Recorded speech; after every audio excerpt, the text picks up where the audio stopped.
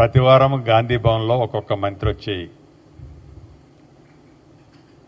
ప్రజలతో ముఖాముఖి అనే టైటిల్తో ఈ ప్రజాప్రభుత్వం వచ్చిన తర్వాత ఈ కార్యక్రమాన్ని చేపట్టడం జరిగింది. సాధించుకున్న ఆనాటి తెలంగాణ సాధించుకున్న 10 సంవత్సరాల్లో ఆనాటి ప్రభుత్వం మంత్రులకి ఎప్పుడున్నా కష్టాలున్న వాళ్ళు చెప్పుకునే ఛాన్స్ ఆనాడు ఉండేది కాదు. అటువంటి పరిస్థితి ఈ ప్రజాప్రభుత్వంలో ఉండొద్దని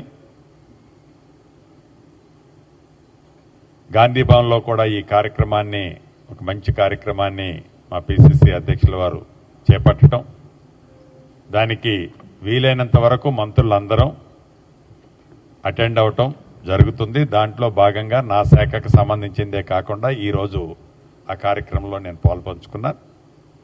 ప్రధానంగా ఇక్కడ 2-3 అంశాలు నాకు అర్థమైంది. ఇల్లు, పేదవాడి ఆత్మగౌరవానికి చిహ్నంగా ఒక ఇల్లు కావాలనే ఒక ఆలోచన ఏదైతే ఉందో, ఇందిరమ్మ ప్రభుత్వమే ఆ ఆలోచన నెరవేర్చుదని ప్రగాఢ విశ్వాసము నమ్మకము ఈనాడు తెలంగాణ రాష్ట్రంలో రూరల్తో పాటు అర్బన్లో కూడా ఉంది. ప్రభుత్వం ఏర్పడిన మొదట్లోనే గౌరవ ముఖ్యమంత్రి రేవంత్ రెడ్డి గారి నాయకత్వంలోని మన ప్రభుత్వం మొదటి విడత 4.5 లక్షల ఇళ్లు, రెండో విడత 2.5 లక్షల ఇళ్లు, 7 లక్షల ఇళ్లు ఇళ్ల స్థలం ఉన్న వారికి కేటాయించడం జరిగింది. ఇక అర్బన్కి వచ్చేసరికి ఇళ్ల స్థలాలు నిరుపేదలకు ఉండవు. ఇళ్ల స్థలం కావాలంటేనే 2-3 కోట్లు. అటువంటి పరిస్థితుల్లో అర్బన్లో కూడా నిరుపేదల యొక్క కోరికలాగానే కంటిన్యూ అవుతూ ఆనాటి ప్రభుత్వం అరాకొర వాళ్ళ జీవనోపాధికి నివసించే ప్రాంతం నుంచి సుమారు 35 నుంచి 40 కిలోమీటర్ల దూరంలో ప్రభుత్వ భూమి మాకు ఏడుంది కాబట్టి అని ఆడ కట్టి ఇల్లు ఇస్తే దాంట్లో 60 నుంచి 70% ఇల్లు అలాట్ చేసిన వాళ్ళు కూడా వాళ్ళ సొంత ఇల్లు కల నెరవేరలేకపోయింది.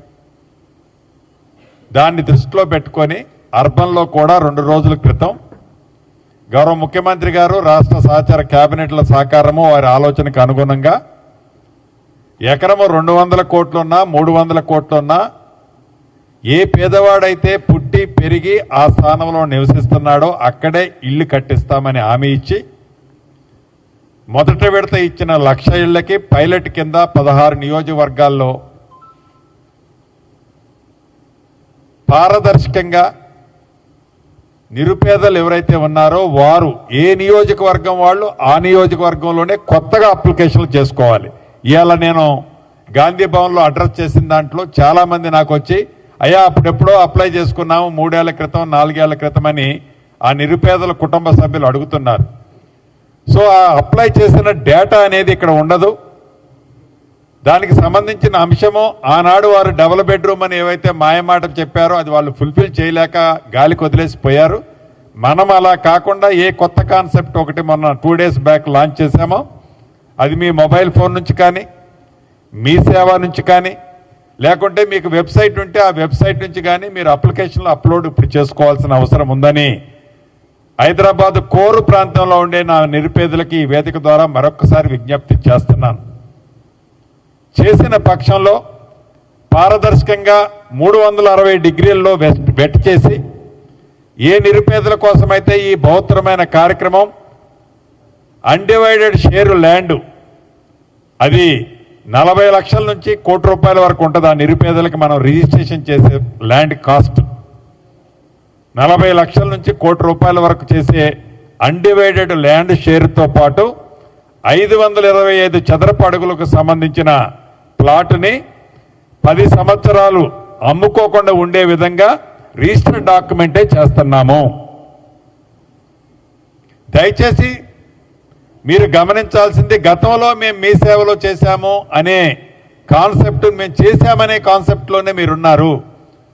అలా మీ సేవలో ఆ రోజు చేయటం కాదు.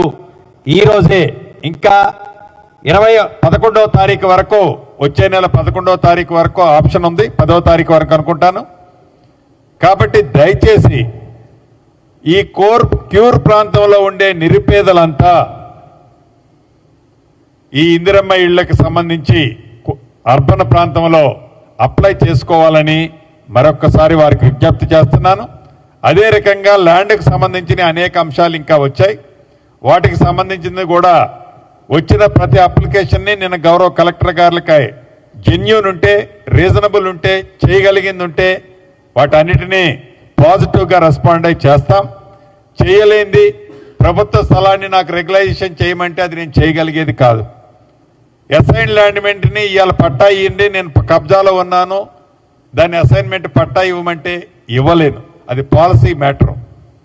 ఇటువంటి అంశాలు కాకుండా రీజనబుల్ అంశాలు ఏవైతే అడిగారో వాటన్నిటినీ క్లియర్ చేయటం జరుగుద్దని కూడా ఈ వేదిక ద్వారా చెప్తున్నాను. సుమారు నేను 1 గంటన్నర లేటుగా వచ్చాను ఈ ప్రోగ్రాంకి. దానికి కారణం మీ అందరికీ తెలుసు. 22 లక్షల మంది వారు భవిష్యత్తు కోసం నీట్ రాస్తే ఆ నీటి పేపర్ కేంద్ర ప్రభుత్వ సంస్థలు, కేంద్ర ప్రభుత్వ మంత్రివర్గంలో ఉన్న మంత్రులు వీరందరూ కలిసి పేపర్ లీక్ చేస్తే 22 లక్షల మంది నిరుద్యోగులు రోడ్డును పడ్డారు. గడిచిన 2 రోజుల నుంచి ఈ నిరుద్యోగ యువత, వారి కుటుంబ సభ్యులు ఢిల్లీలో నిరాహార దీక్షల్లో, నిరసనలో శాంతియుతంగా చేస్తున్నారు. అటువంటి వారి మీద కేంద్ర ప్రభుత్వం దారుణంగా లాఠీ చార్జ్ చేయటమే కాకుండా వాళ్ళని చిత్రహింసలు పెట్టారు. దాన్ని దృష్టిలో పెట్టుకొని మా నాయకుడు రాహుల్ గాంధీ గారు, ప్రియాంక గాంధీ గారు, కాంగ్రెస్ పార్టీ అధ్యక్షులు ఖర్గే గారు, అనేక మంది పార్లమెంటు సభ్యులు, అదే రకంగా ముఖ్యమంత్రులు నిన్న శాంతియుతంగా సత్యాగ్రహ పద్ధతిలో నిరసన తెలియచేస్తూ ఆ 22 లక్షల మందికి మద్దతు తెలపటానికి వెళితే దారుణంగా ప్రజాస్వామ్యాన్ని కూనీ చేసే విధంగా కేంద్ర ప్రభుత్వం రాహుల్ గాంధీ గారిని, ప్రియాంక గాంధీ గారిని, మిగతా సభ్యులందరినీ కూడా నిర్దాక్షిణ్యంగా చాలా క్రూరంగా అరెస్టు చేసిన సందర్భం నిన్న మనం చూసాం. దాన్ని దృష్టిలో పెట్టుకొని ఇక్కడ తెలంగాణ రాష్ట్రంలో ఆ 22 లక్షల మంది నిరుద్యోగులకి పూర్తిగా తెలంగాణ రాష్ట్రం కూడా అండగా ఉంటుంది అని చెప్పడంతో పాటు భావి భారత ప్రధాని ఎవరైతే రాహుల్ గాంధీ గారు ఉన్నారో వారికి కూడా పూర్తి మద్దతు తెలపడం కోసం, మా నిరసన తెలియజేయటం కోసం గవర్నర్ గారికి రిప్రజెంటేషన్ ఇవ్వడానికి వెళ్ళాం. దానివల్ల లేట్ అయిందని మరొక్కసారి వారందరికీ తెలుపుతూ మీ అందరి దగ్గర సెలవు తీసుకుంటున్నాను. అంటే నిన్న నుంచే స్టార్ట్, 3వ రోజు కాదు, నిన్న ఈవినింగ్. అంటే ఫస్ట్ 1-2 డేస్ ఆ అప్లికేషన్లో ఆ యాప్కి సంబంధించిన చిన్న చిన్న డిస్టర్బెన్సెస్ ఉన్నాయనేది మార్నింగ్ నేను విన్నాను. ఈరోజు దాన్ని రెక్టిఫై అవుతారు.